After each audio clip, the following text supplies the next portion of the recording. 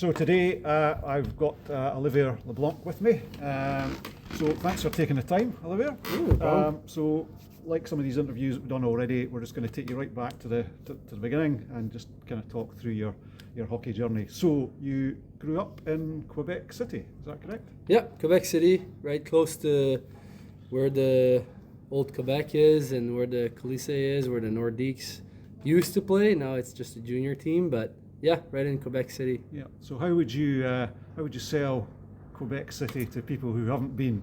Quebec City is a beautiful city. It's an old city, not compared to some of the places here in Europe, but it's one of the oldest in Canada, and it's very beautiful. There's a castle there. Old Quebec is beautiful. We got the four seasons, pretty down path there. Winter is winter, and summer is summer, and everything in between. So it's a beautiful city, very touristy city too. A lot of tourists come in and go look. Great food, and yeah, it's just a lot of things to do, a lot of activities, and yeah, it's a great city. Yeah. So would you consider yourself a francophone first and foremost? Yeah, for sure, and I think especially Quebec City is still very, very French speaking compared to Montreal now, that is almost probably more English than it is French now. So very much so my first language is francophone. Yeah, cool. And so your kind of hockey roots, are you from a kind of typical hockey family? No, not at all. Not at all. My dad never played hockey. My dad, like, just growing up, just didn't have the money to have skates and all that stuff. So he wanted to give me the chance to be able to do that. And my mom played sports, but nothing like hockey and stuff. But not a typical hockey family. You just grew up and brother or sister, all that is hockey. So I was kind of like the first in my family to be like playing hockey at a certain level. Yeah, cool. So you kind of mentioned the Nordiques there. So here's a chance. Make your case for the return of the Quebec Nordiques to the NHL. Well, I think they had a pretty good case too. It's a great city. When they were going against Vegas for the bid, which Vegas turned out very good, but they sold out their season tickets in like 10 minutes, and that rink there that they built would be top 5 in NHL right now. It's a beautiful rink, and the people in Quebec City are passionate about hockey and always have been. So obviously I think you look at a team like Arizona that were allowed to play with 5,000 fans and stuff. I don't think that's fair when you have a team in Canada that's their most passionate thing is hockey, So I think I think Mr. Batman doesn't want to give them a team back, and until he's in there, I don't think we're going to get a team. I'm sure Gary listens to this stuff, so you've probably stated exactly. Your case. You mentioned the new arena, but also the Colisée. Yep. So did you ever have a chance to play in the Colisée? Oh yeah, I played there.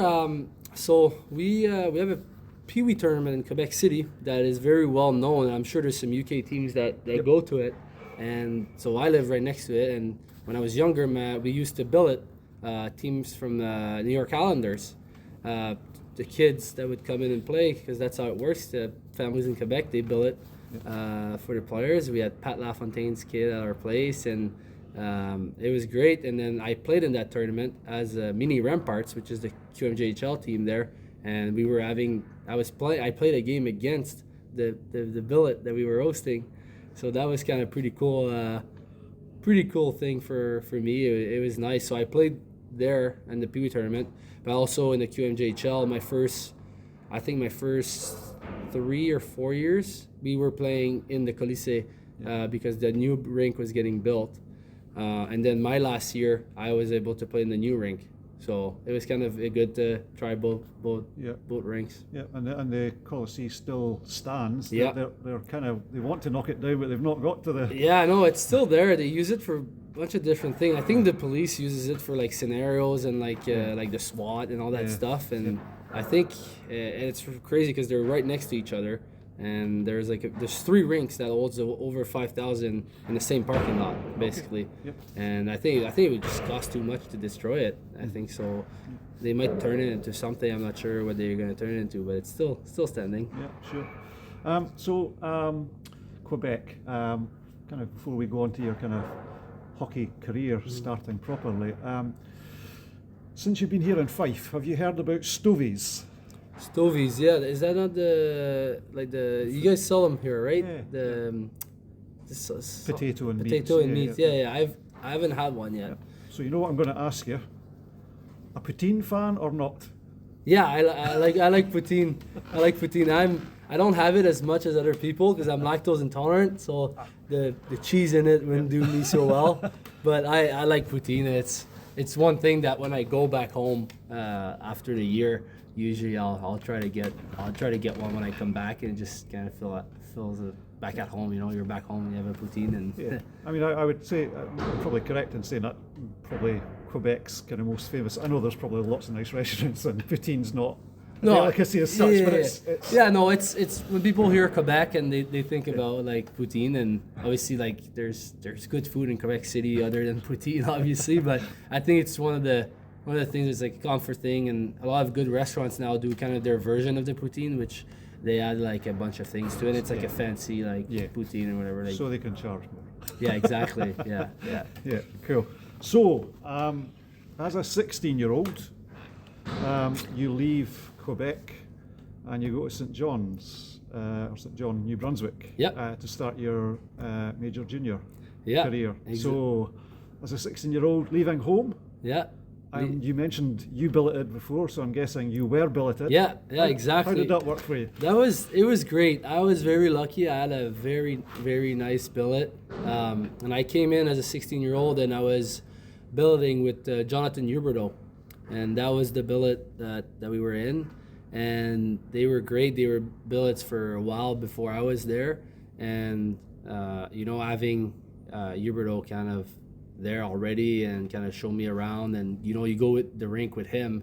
He's a big superstar in St. John too. Now he is in the NHL, but he's just very down to earth guy, and that billet was amazing. Like, we get a 5-course meal every day. Like, it was great. I still in contact with them, and they were a great billet, and that the reason I can speak English the way I am is mostly because of that billet. Like, she was able to speak some French, but like she would give me a hard time. Like, every time I would speak, and she would correct me on like the things in English, in a respectful way. It was just, but like just laughing it off. But she was good, and she corrected me when I needed correction, and that was great because I went on to do like a grade 12 there, which in Quebec you have CEGEP, which is different, and I went on to the university in English. So like that, yeah. So my billet.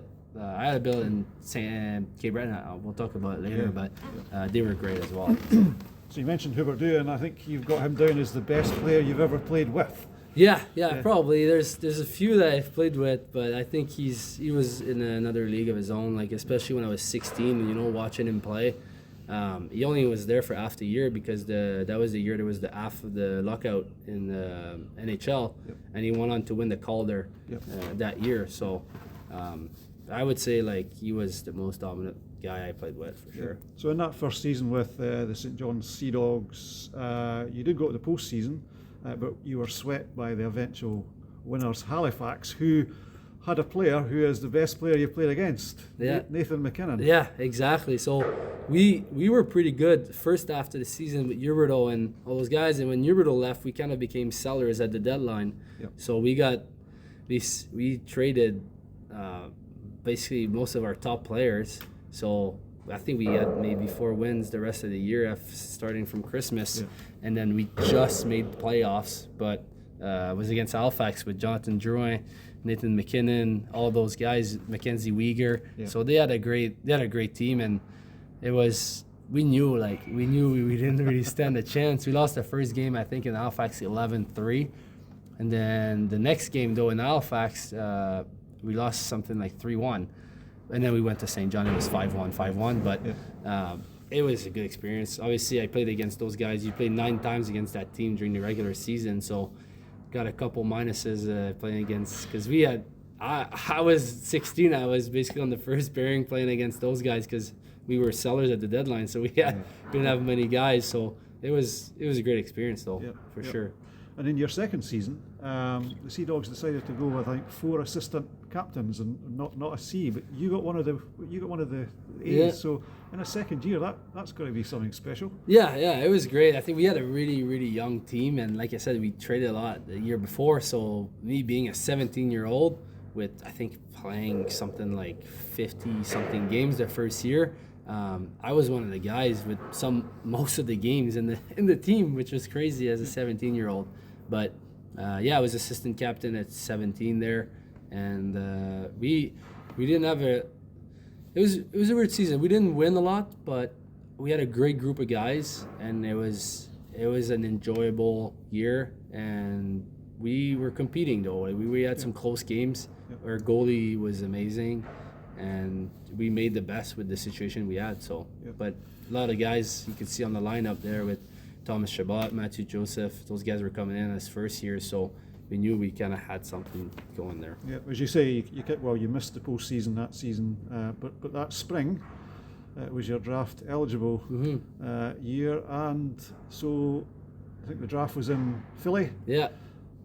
What were your expectations going into that kind of summer and the draft? Yeah, it was very good. I got hurt just at the end of the season, my shoulder, so that kind of affected it a little bit. But I went with my family in Philly, and we made it kind of a little trip, and I kind of went there, and obviously like where I was kind of like situated, you expect to be drafted. So I went in the 7th round, so that was like a long wait, but still, I think it's something that no one can take away from me. It's obviously, it's great when you sign. It's obviously just the start of it. A lot of guys are on sign and they make it to NHL. So, but I think it's just being drafted is something that I'm proud of, and I think it's something that I'll always have. Yeah. Yeah, I mean, I think people put too much stock in, which particular round. I mean, obviously the top guys go in round 1, and invariably they hardly ever fail, so to speak. But we might come on to something like. I'll get your opinion on someday later. But yeah, just to be drafted anywhere is it's a phenomenal feat for how many kids want to go through that process. Yeah, no, it's a great feeling, and then after that you kind of go through the camps and all that, and you meet unreal people, you meet good people, you meet bad people, it's like everything, but it's a crazy ride. Yeah, I had a little stat here, which you probably don't know, from that draft. There was 17 players from the Q picked in that draft. Now, why is that important? Well, it's less than half of the players picked from the OHL, WHL, and USHL. So the Q didn't get that many players picked, and you're one of the 17. Yeah, well, yeah, it's nice. Yeah, I think it's the QMJHL doesn't. I think still has some. I think people don't respect it as much as other leagues for some reason. I don't know why, because they've won the Memorial Cup, I think 7 times in the last 10 years or so. But yeah, no, I think it's great. Obviously, OHL has so much population and so many people, like players out there, though. So. And so Columbus were the team that picked you. Yeah. So, and you mentioned camp. So maybe come on to your kind of journey with Columbus. But the following season with the Sea Dogs, you were captain. Yep. Yeah. For half a season. Yeah. I was the captain. And then I got traded. So how did you feel at that? Yeah, that was. I was the captain, and we were starting to go like we had a pretty good team that year. We were doing pretty well too, and I'm not sure so basically some of the coaches and GM, they left to the NHL, Mike Kelly and Jared Gallant and all that and then we got a new GM in, and I think he kind of wanted to do his own thing, and I was on the bus and nobody knew, and I learned I got traded, which was pretty crazy because everything was good and everything was going well with the team and everything, and people were not really happy about it when it happened because no one knew, and he kind of went on his own and decided that. Sure. And then just out of interest, who they wanted who was traded for you? Yeah, you got the first overall pick for the next draft. and a player. Can you remember that player? Yeah, Joe Valeno. Yep. Yeah, so he plays NHL now and Yep. stuff. So in hindsight, good move for them, I guess. But yeah, it was very unexpected and for everybody and stuff. So you arrive in Cape Breton mid-season, and you drop into a team that's got a couple of familiar faces from this Flyers team. Yes. So Felix and Massimo were both there. Yeah, they were both there. They, we were. It was like I said, it was unexpected. They got there, and I think we were.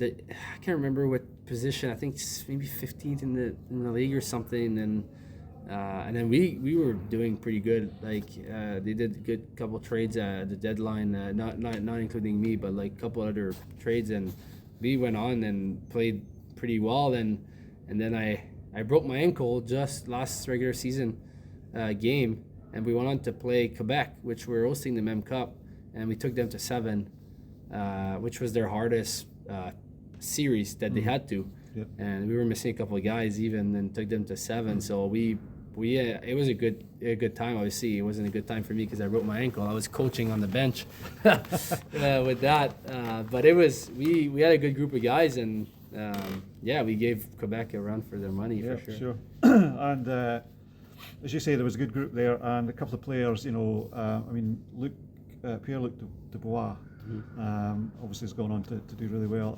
But I'm going to ask you this question about Evgeny Svechnikov. Yeah.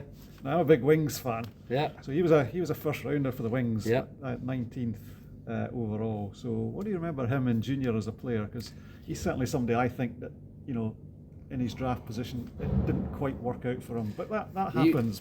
He was a one. Actually, actually, like some of the best players I played with, he was one of them because he could shoot the puck, he could pass, he was hard, he would hit. Like he was big body.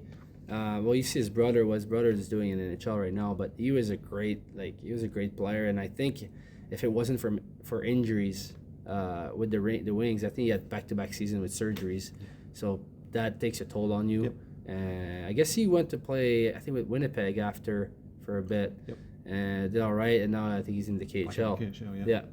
So, but he's a great player. You know, he was good, and when he got drafted that rank, I thought it was a fitting rank for him because just seeing him on daily, like a hard worker and everything. So, Cape Breton we're kind of coming on to a bit more of a game over those kind of next 2 seasons you were with them. However, your old team, they really went on a tear because they won. I think didn't they win the playoff final the year after you left, and then didn't they go to the Mem Cup the following year type of thing? So they kind of went, their step was going up as well. So like all the guys that were drafted when I was in my second year, Thomas Chabot, Joseph, Matthew Armour, I was with me, Smallman, all those guys, they were doing very well, and then they got on and did a few other trades. They went and picked up top guys from the league too. So they had a very stacked team at that point. So what might have been but everything's meant to happen. Yeah, there's timing and everything, and things you can't control. So, and you were captain very quickly with the Eagles. Yes. So the following season you took on the C for your. So my when I came in after a year, I was just there. Then the next year I was assistant, and then when I was 20-year-old, which is like the overage year, then I was captain there for that year where we had a good team as well. Something about your junior career that kind of stands out is you put up a lot of points, assists, from the blue line. So you were getting power play time and the likes.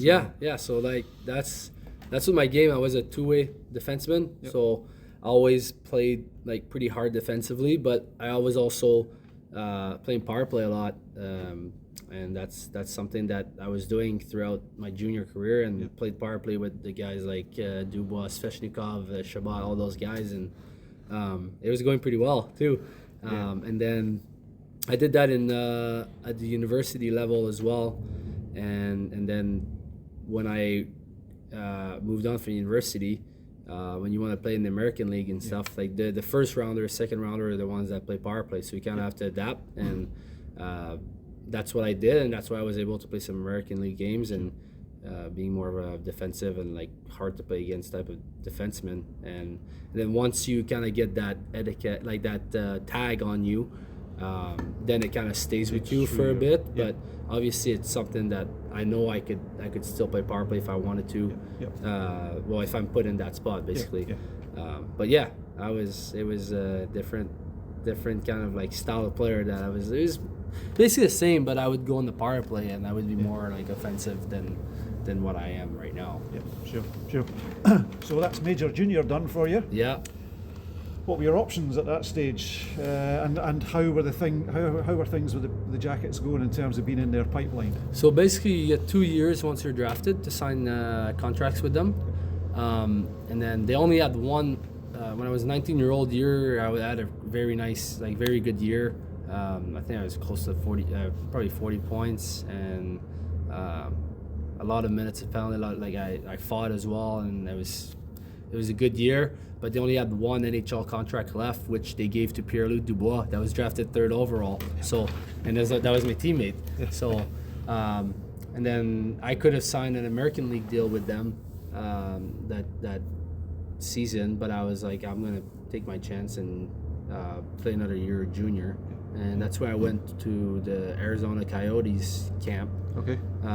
That summer, going into my 20-year-old year. Yep. And they've offered me a American League deal as well, but I figured I was like, I'm just gonna finish my junior and decide what I want to do, if I want to go to school after or something. And so the decision was then to go to school. So I think again this works slightly differently, because if you play in major junior, that restricts you and actually prevents you from going to university in the States. Yeah. But in Canada, you get credits, don't you, for so to speak. Yeah, which can then go back to school. Yeah, which now changed. They just changed the rule for the U.S. They did. Yep. Which is gonna hurt, I think, the Canadian universities, because guys will be able to do junior and also after that go to an American university. Yep. But yeah, so I did. When you do your junior, you have to do school at the same time. Yep. And then depending on how many courses you do and all that, then you can get some credit going to university, and that's kind of what I did. I did my grade 12, which is Cégep in Quebec, and then I went to do like a couple courses at the Cape Breton University, because that's what I was at that point, and then Yeah. So it's the next 3 seasons are with the University of New Brunswick. Yeah. The Reds. Yeah. Those were pretty successful seasons. Yeah. They were great seasons. It's a great program, and the best in the country. We unfortunately got cut out for 2 nationals and 2 seasons basically because of the COVID. My 3rd year, the 2nd year we won the nationals, and then the year after we were at nationals, a couple of games I've played, and then Hockey Canada pulled their refs. So, and that was arguably our best team we had too. So, it could have been 2 national championship. Yeah. Could have been. It's easy to say, but we were rolling pretty good, and it was a great time. Got my degree there. What did you study? Was it psychology? I did a double major in psychology and sociology. Yep. And then played hockey and won a lot. We won the league every year I was there.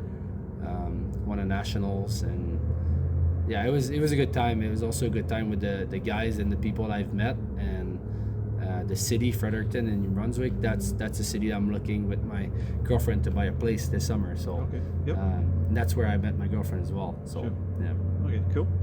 But you did mention there the dreaded pandemic.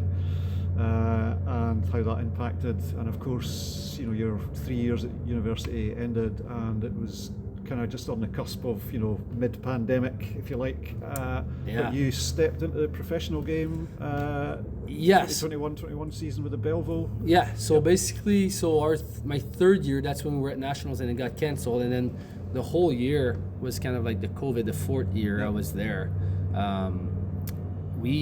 We were always on the cusp of like, okay, there's gonna be a season or not. So we kept practicing, and our coach there, Gardner McDougall, is, I guess he's a coach in Moncton Wildcats now, but he was there for over 20 years, and he's in the Hockey Hall of Fame in New Brunswick. Like, he's a great coach. He won the Mem Cup with St. John, and just very good coach. And he kept us always prepared, and we would have hard practices even though we didn't have any season games and stuff. So it was a great preparation. And I think around February or March or something like that. I think March.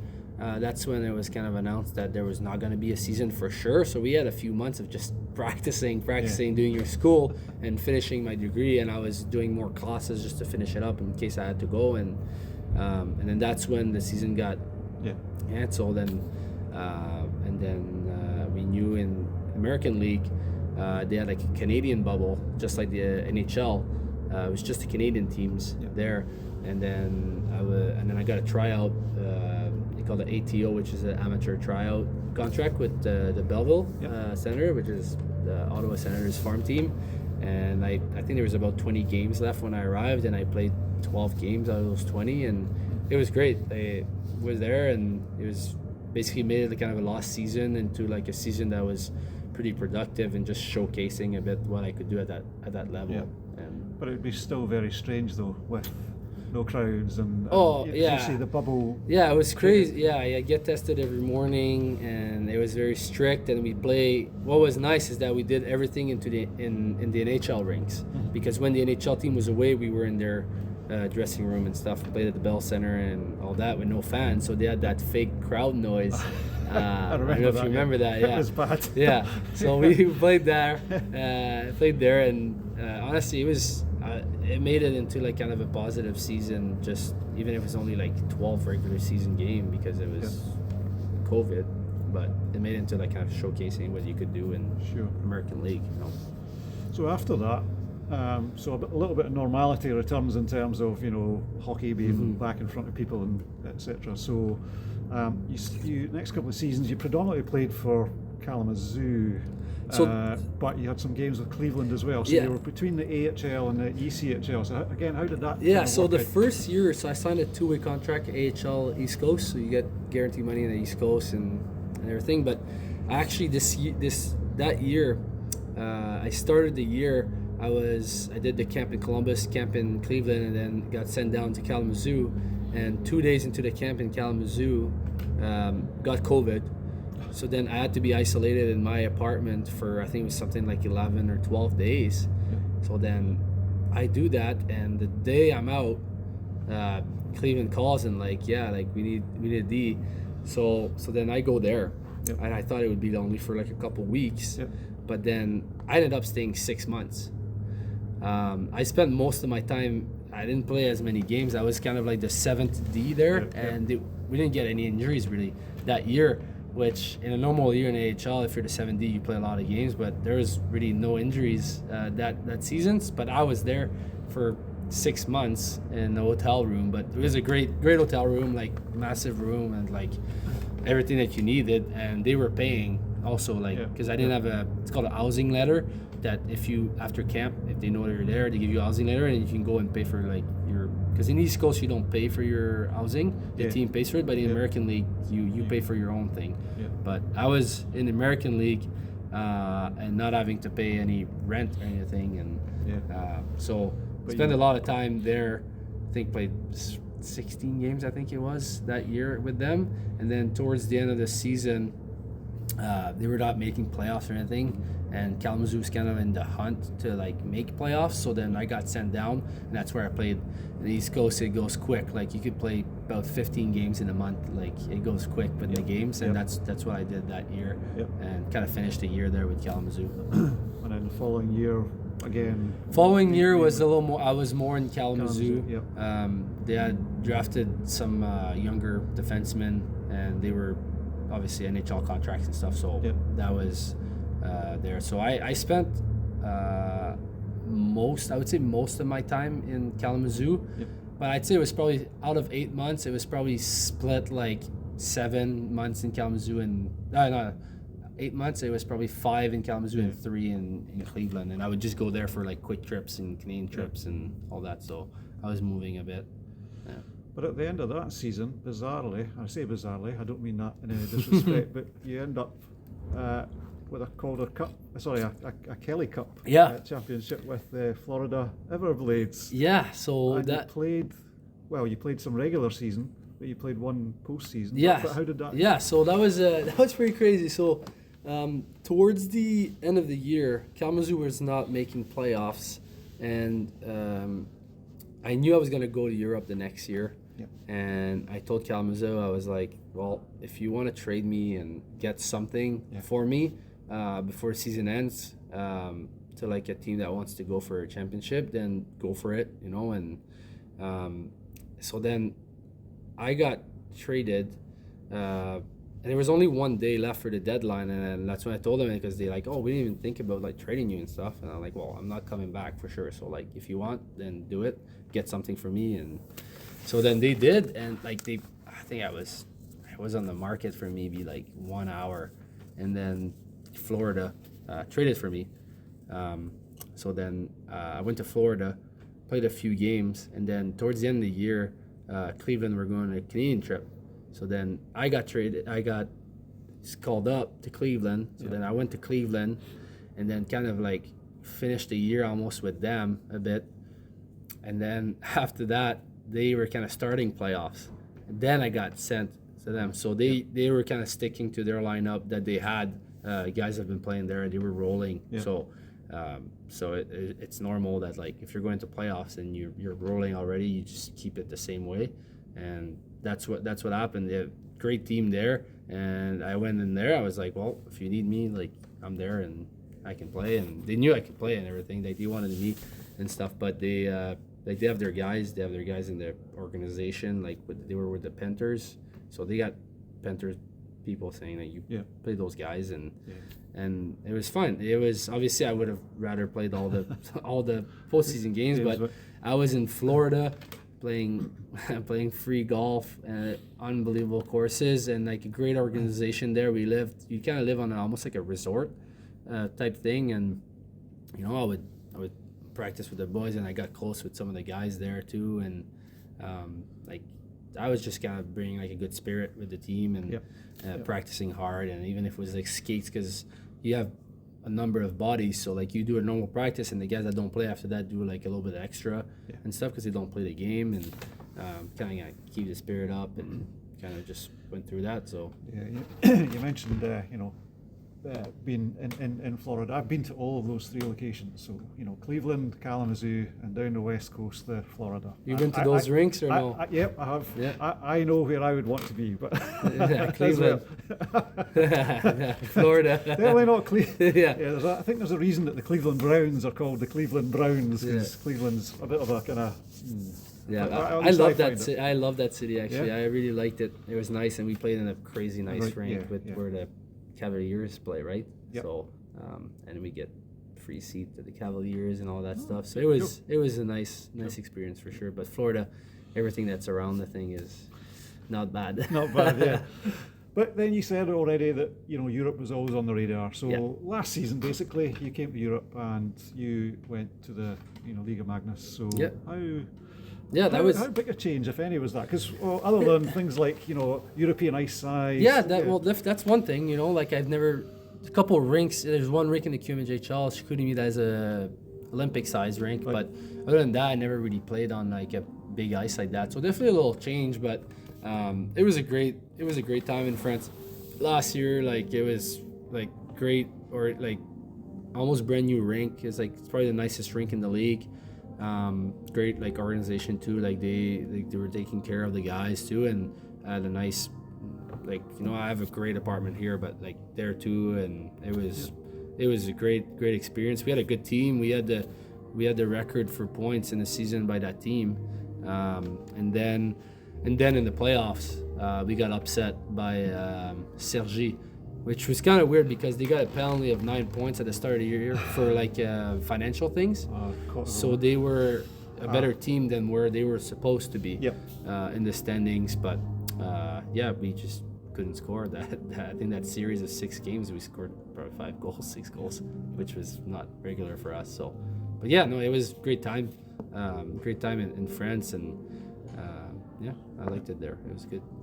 Okay, I've got a kind of wrap-up question, which will be kind of probably a little bit left field, but earlier this season you did our player profile, and one of the questions that you were asked was your favourite non-hockey sports team, and you came up with the Detroit Lions. Yeah, Wow.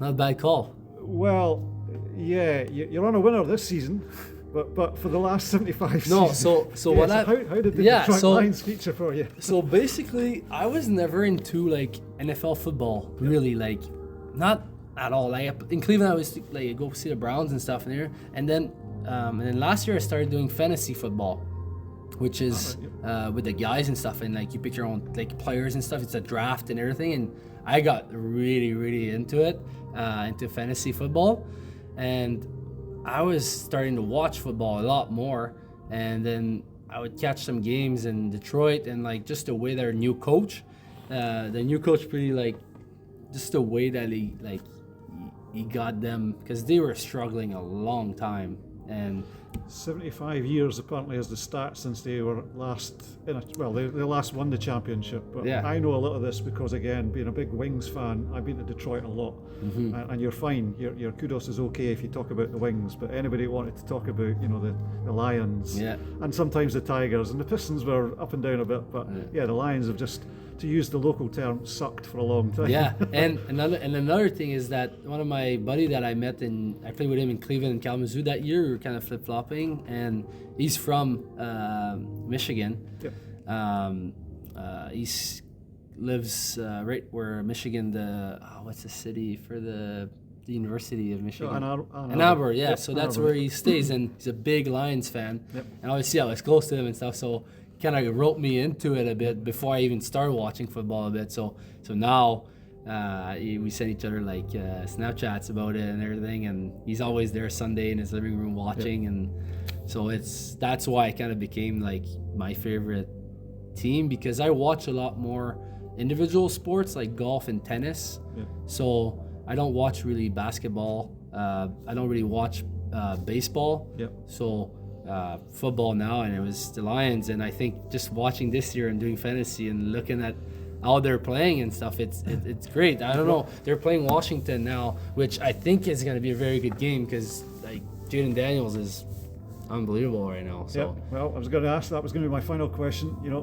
Washington this Sunday, make the call. Come on. yeah, I think it's going to be the Lions, and I think it's not going to be a low scoring game. I think it's going to be like a 32-28 type of game, So yeah, I hope Detroit wins. I'd love to see a Super Bowl where, I don't know if it's possible, Detroit Bills. I don't know if that, I don't know, like the bracket and stuff. Or in terms of, I don't know. Yeah. I'm not sure either, but that would be, I think perfect for you, because I like what Josh Allen's doing with that team too. Yeah. Like, he just doesn't have as many weapons as other teams have. Like Detroit have a lot of weapons with their running backs and their wide receiver, and Buffalo doesn't have as many. And he's pretty good. So yeah. Well, we will see. Time will tell, as they say. 32-28, I said. You did. I don't even know if that's a possible score, but We'll see. Well, we'll all look out for that. Perfect.